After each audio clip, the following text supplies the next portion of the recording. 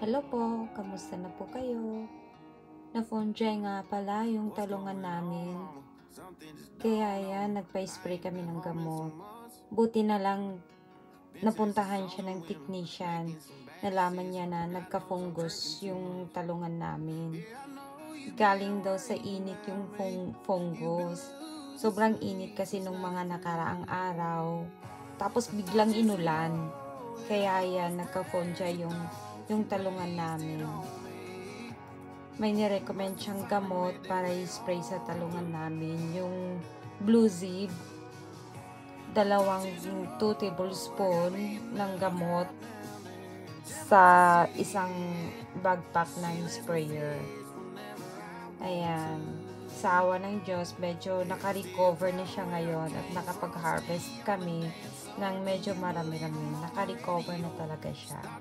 Kung hindi daw naagapan, mamamatay yung talong. Buti na lang naagapan. Hanggang sa muli mga ka-farmers, salamat sa panunood.